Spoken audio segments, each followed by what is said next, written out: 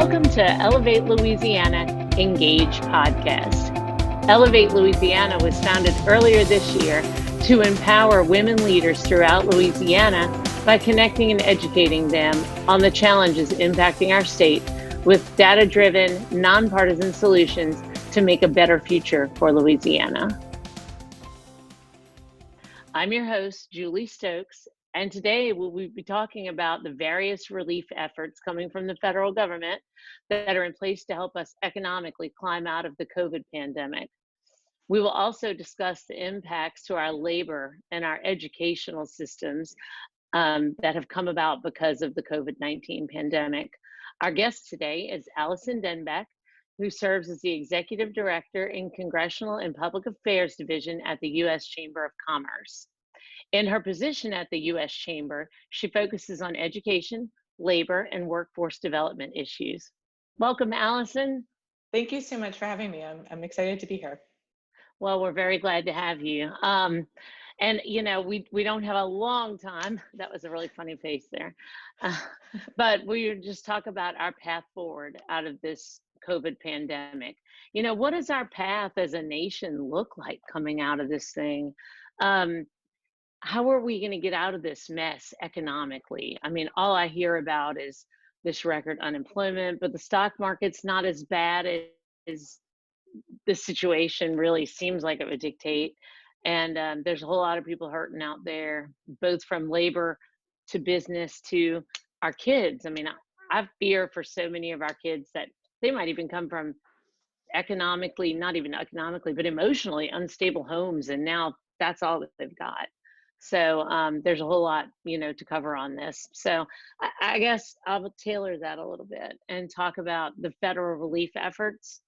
Sure. And if you could maybe give us a synopsis of what's been done, how helpful it seems like it's been from the Chamber's perspective, what still needs to happen. Sure. I mean, as you mentioned, there's a lot of anxiety about what it means to return to work and what that looks like, and we're definitely hearing from members across the country, right? Depending on how hard each region has been hit by COVID-19 really does depend on what those efforts look like. There are some things that are universal. We need to figure out what's going to happen with childcare. I mean, you mentioned, and I suspect everybody who's watching and listening that they'll really understand that we need to make sure some daycare centers have been open this whole time, but some have not. And so there are things we can learn. We can kind of see what some of that is going to look like. But what the fact that you probably are going to see things like lower teacher to student ratios when you're talking about childcare. What is that going to do to costs or increase sanitation, or what the liability issues are going to be? I mean, there's a lot of talk in DC right now about what the liability issues are for employers, for the childcare providers, for how are we going to handle that? And so some of those things are definitely going to be universal. There are other things that are, I think, probably going to be a little less universal. I think in offices, we'll see things that are more like plexiglass and move away from those open spaces, that sort of thing. Yeah. And I don't think that at the moment, what has been happening in Congress is really focusing on that sort of thing in terms of the recovery efforts. Most of what we've seen, and there's been really, I guess, technically like 4 bills passed, although we're really calling it like 3.5. Those have mostly been on relief efforts. So some of it has been appropriations going towards vaccines. Some of it has been some mandatory paid leave issues, dealing with sick leave and dealing with unemployment insurance and family leave. And then, as you mentioned, there's the money that has gone to businesses, particularly like the Paycheck Protection Program and the economic injury and disaster loans. And we do think that they've been helpful. I mean, at this point, have they saved every small employer? No. We know that there are some small employers in particular who are not going to be able to come back from this. They've already announced that they're closing permanently. But the SBA has approved over 1,667,000 loans at an average of $260,000 a loan. And, I think that's important, right? There are problems with the program, and we do need to have some of those problems addressed going forward. In particular, there's been two issues that we hear a lot about. One is the fact that the loan amounts are determined by 2.5 months of payroll costs, and the amount of money that is used in the first 8 weeks is the part of the loan that's forgiven, but anything that's left after that 8 weeks is not forgiven. However, you have to use 75% of the loan on payroll. But you've calculated out of 2.5 months of payroll, you have to use 75% on payroll. But in an 8-week period, combine that with the fact that there are people who are not returning to work there for a variety of reasons. You look at some of the extra unemployment money, they've decided that they're going to try to continue to get unemployment instead of come back to work, or they're taking care of a family member, or a variety of other things, some of which are legal, some of which aren't. For example, you can't continue to get unemployment if you've been called to come back to work. That's not a legal separation to still get unemployment. But so we need to work on that 8-week calculation part and that 75% requirement of using towards payroll. Fixing that 8-week window, that has to be done legislatively. So we need Congress to do that. The 75% requirement of going towards payroll costs, that can actually happen administratively. And so the U.S. Chamber has been working with the administration to try to see if we can get that changed sooner rather than later.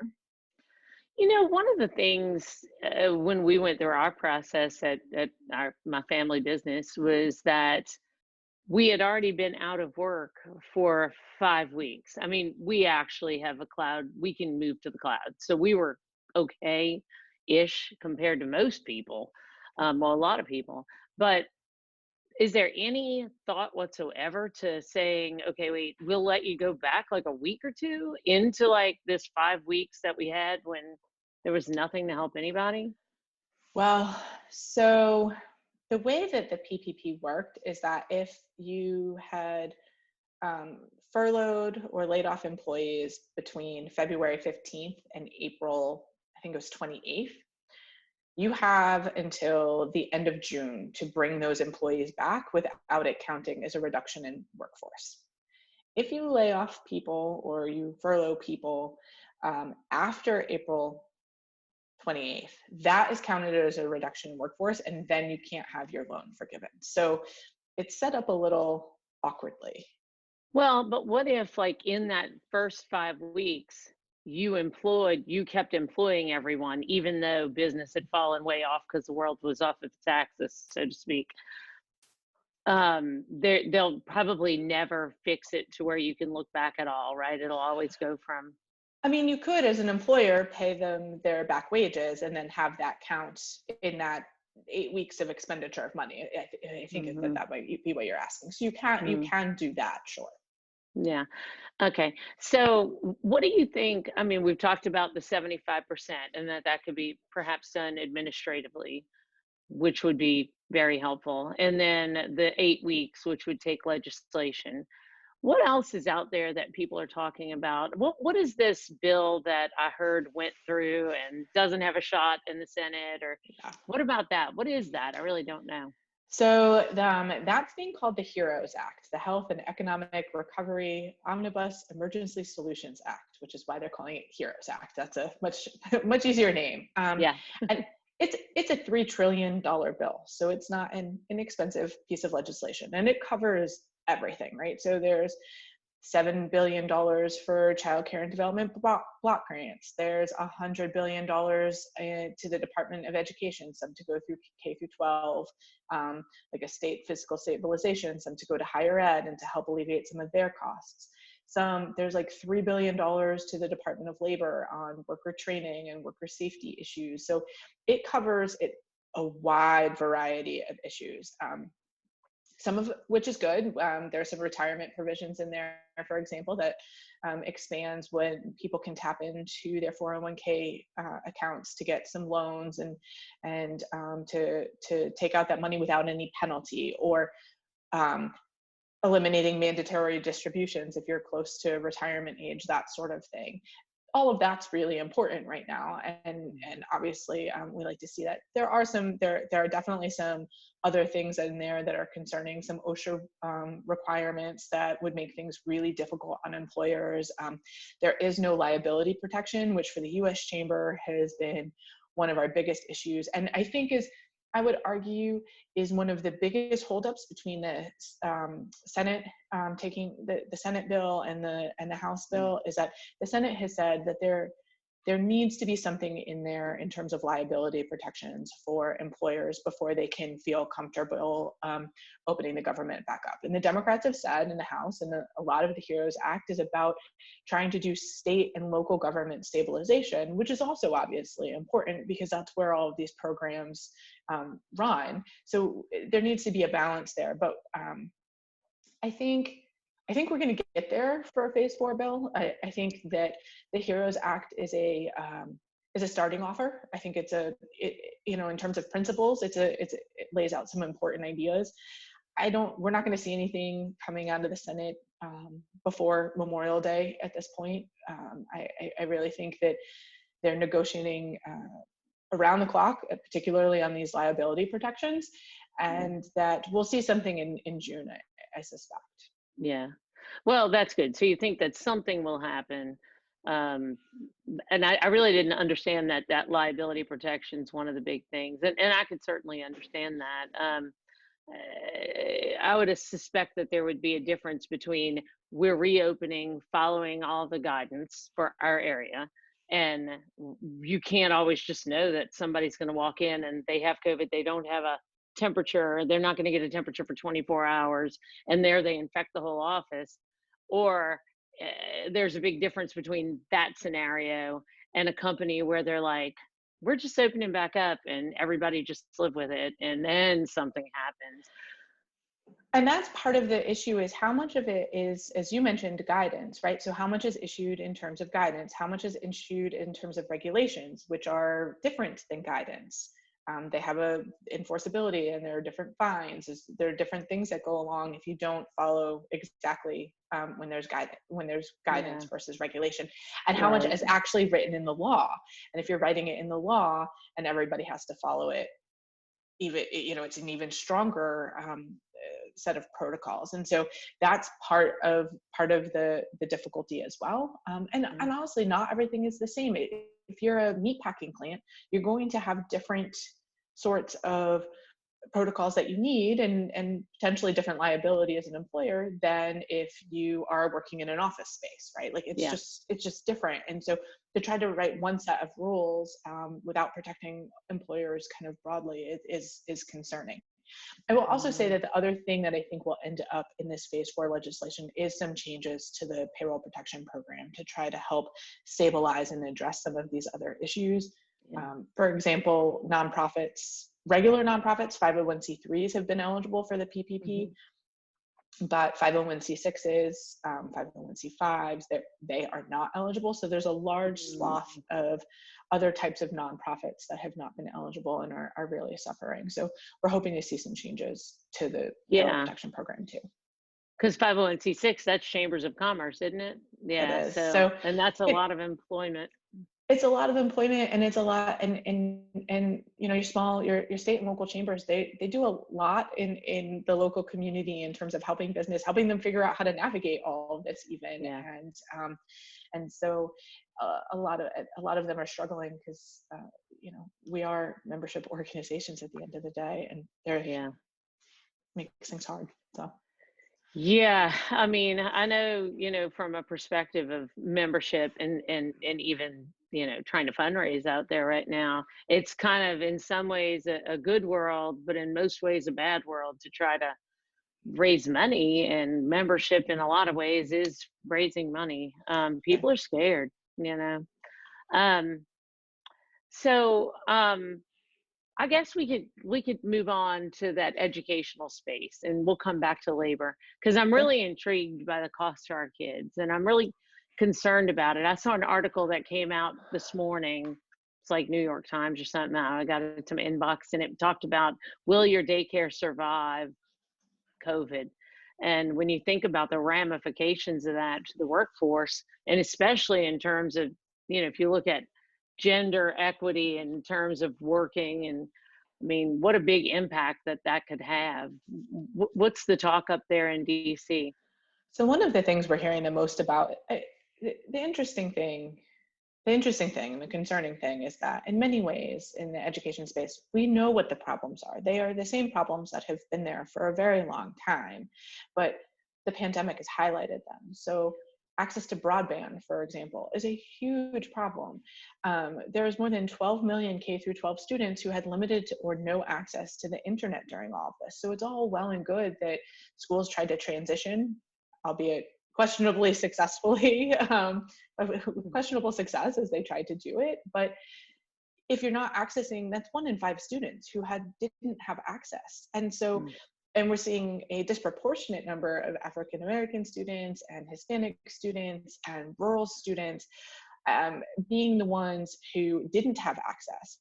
Now, some companies stepped up, and that was great. They provided hotspots, especially in urban areas, but that means that there had to be an infrastructure in place to begin with. So your rural students didn't have that option because there was no infrastructure to begin with. So you're taking what is already going to be honestly a probably less than adequate learning environment to begin with and making it a non-existent learning environment. And so those students who already were potentially going to fall behind, are even more likely, and it's becoming called the homework gap. So there specifically is a lot of talk about the broadband issue, about the homework gap, how we deal with that, and then the results of all of that. I mean, a lot of us, I've been working on these issues for 20 years now. And one of the big things, and like No Child Left Behind, don't like No Child Left Behind, one of the big things it did is it changed the way we looked at accountability and counting all students. And there have been changes, improvements have been made in terms of what K through 12 looks like since No Child Left Behind. But this is rolling all of that back. I mean, we didn't do any school accountability at the end of this year, and you can understand why. But what happens then when we go back in the fall? Are we going to say, well, another year of waivers, no more school accountability, and all of a sudden 20 years of progress gets rolled back in less than 6 months because of a pandemic? Like it's not going to be fair. It's not going to be a good educational outcome for those low-income students. Yeah, I know. And look, let me tell you, I'm here in Jefferson Parish, Louisiana, which, I mean, isn't rural. It's in Louisiana. I mean, I'll say that it's probably the land of haves and have-nots, just like everywhere else, but a healthy middle class. And 50% of our students don't have access to internet. See, Gosh, I was shocked. I couldn't believe it when I heard that. And that's a big thing to overcome. And it was just shocking. So I agree with that. And I can't help but think, what happens to a kid who's in Algebra 1? Because that leads naturally to Algebra 2. I mean, how is this going to work? Because so many schools in Louisiana have not continued school. I mean, it was 2.5, 3 months, no school. I mean, there's always the summer slide, right, where you're expecting students to not retain, Right. a significant amount because of the summer. And now what research is showing is that it's possible that 6 months, there's going to be a 6-month, 7-month gap, that basically half the school year, what has been lost, is going to, all of that is going to be lost. So there have been lots of questions about how schools handle, do you move students up and just kind of continue to keep teaching them? But to your point, if you don't understand Algebra 1, you're not going to be able to understand Algebra 2. And so I think that honestly, schools are still trying to figure out how they're going to deal with this gap, because it's a real gap. And I think that students really are going to have a difficult time. And it's incumbent upon all of us to really try to help. And teachers, this is not a comment on teachers. What are they going to do? I mean, schools shut down and students weren't able to continue learning, and they're going to be coming in at already behind for the next school year. It is concerning. I think there isn't an easy answer though. I know. That's been concerning me for a few months now, just the underrepresented victims in this that people really aren't quite thinking about yet. And if our completely really, well, I won't say completely, but largely n- you know, business, you have to finance childcare by, it's a small business model. Typically there's not really any infrastructure coming in from like government to offset those costs. And I tell you, it's going to be a rude awakening when all of this is over, whenever, whatever that looks like. And it's time to go back to work, and the infrastructure's not there to get everybody back in the office.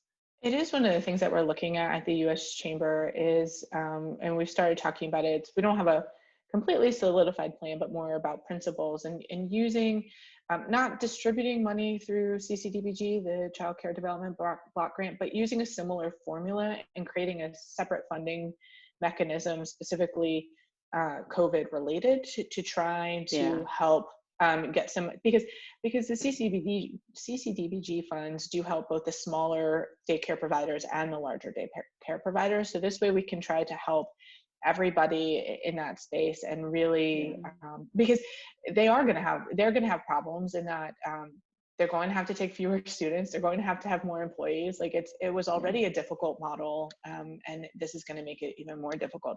I will also say it's not just the childcare. I, I would be remiss if I didn't mention concerns about higher ed too, because all of those students are also facing significant challenges. There was a study actually that came out from Strata Education today. I was reading it right before our call, and they found that a third of Americans between the age of 18 and 64 have already changed or canceled their education plans for the next school Mm. year. And that number is even higher if you're talking about students who would be 18 to 24 years old. 65% of them have either canceled or changed their education plans for the next school year. That's going to have a tremendous impact on our workforce. So we're not just talking about the learning of our K through 12 and our early childhood students. We're talking about the learning and the education that is happening and the workforce skills development that is happening of our young adults and working adults who are continuing to try to better their careers and figure out what they're doing. And that's also a significant concern. Well, yeah, and that's I had never heard that statistic before. That's something. I have my son is a class of 2020, Oh graduating high goodness. school. You know, he's salutatorian. I was so Well, excited for him. congratulations. I know. And I'm That's like, fantastic. hopefully, thanks. So hopefully we'll get to experience that on stage. They postponed it until August 7th, so we'll see. Hopefully that'll work. Fingers crossed. Yeah, but yeah, so what are we hearing in general, like across the country from higher learning education institutions? Are they thinking that they're going to start in September, August? I mean, what do we think? So they don't know. There's you know, we've spent a lot of time talking with them. Particularly, I've spent a lot of time talking with them because Congress was supposed to be in the middle of reauthorizing the Higher Education Act this year, and so we've quickly pivoted. Um, Mm, and some schools have already come out and said that the fall is going to be entirely virtual. Some schools have said that they're only allowing freshmen to live on campus because they need to maintain some social distancing and deal with that, so that those would be very different living arrangements than may have existed before. Some professors have indicated that they are concerned. They may be older, for example, or have health conditions, that they're concerned about coming back into the classroom. So I think every university is still trying to figure out. I suspect there's going to be much more blended models of kind of a combination of online learning. I would be very surprised if we see a lot of big lecture hall type classes. These are going to be smaller class type situations, yeah, online. Maybe you meet once a week in person, once a week online, that sort of thing, because I don't see how you go back to a full yeah, scale, large lecture hall type model. no. And when you start to think about that, it just begs the question. So much of life has changed. We've experienced everything working at home. We've been returned to our families in a lot of ways. I mean, here we are back at home. It's nothing to hear of everybody's babies crying in the background and dogs barking, dogs coming to lay across the Zoom screen. I was gonna say, I wasn't sure my cat wasn't gonna jump up and eat the cat grass while we're talking, like all of it. Yeah. Well, yeah. I mean, my dog is actually upstairs with the two kids that only have one AP exam left. So that's why they're watching the dog. But yeah, I mean, that's how my life was too. And I wonder, and I mean, we didn't have this on our list to talk about, but I can't help but think what happens to, I think, office space. Is this going to cause people to look at everything in a completely different way? And if this goes on too long, how revolutionary and potentially harmful to certain areas of the economy is it going to end up, you know? I mean, I think that those conversations are already happening. People, in one way, right? You had some old school employers who said, and obviously it depends on the industry. But old school office employers were saying, well, you can't work from home. Your job can't be done from home. Well, we've figured out that that may not really be the case. So I think that there's going to be a lot more openness to working at home. I think when you're in the office, where there, as I mentioned, there had been a move in office environments to move to more open space models and really opening things up and encouraging collaboration. I think we're going to see a lot less of that. There's going to be, now maybe we end up with like glass or plexiglass, but you still have the open environment feeling. But I think restaurants, right? Restaurants are doing a lot more carry out. In DC, there's now alcohol carry out, cocktail carry out. I think that that's happened a lot across the country. Those are big changes. Some of those laws have been in place, and some of those requirements and guidance have been in place since Prohibition. So I think we're going to see changes to that sort of model. There's curbside pickup. I was reading that the Mall of America, which I don't know if it's the largest mall in the country, but one of them, now they have 20 stores that are doing curbside pickup in the mall, so that you can't go into the mall, but you can order, you do all your shopping online, and then there's one of two spots where you can just pick it up. So I think we're going to see all of our industries change how they are doing things. Yeah. And gosh, if it goes on for a long time, I think you'll just see a real big switch to how we live life as Americans. And that can be so positive, but it can also, anything that interrupts and challenges the infrastructure does just that. It's daunting. No matter how you look at it, it's daunting, but it does. I'm trying to look at it as that there are exciting possibilities that could come out of it. And while there is a lot of job loss, once things start to open, hopefully some of that will come back fairly quickly. Not as quickly, I think, as we initially thought it was going to happen. I know initially projections were that job numbers would be better by the end of the year. I think they'll be better, but I don't think they're going to be back to where they were. I think it's going to be a slower growth than that. But hopefully there will be it. This isn't like a recession that we've normally faced. This isn't like 2008, even though the unemployment numbers are high right now. Yeah.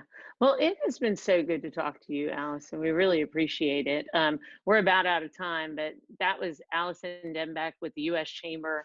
And it was so good to get to know you a little bit and to hear what you have to say and to explore what this thing looks like all around our country and the impacts that we'll have in the future. And the U.S. Chamber, of course, would be a great source for information if you're looking to find out about the programs that are available and how these programs are getting legislated up in D.C.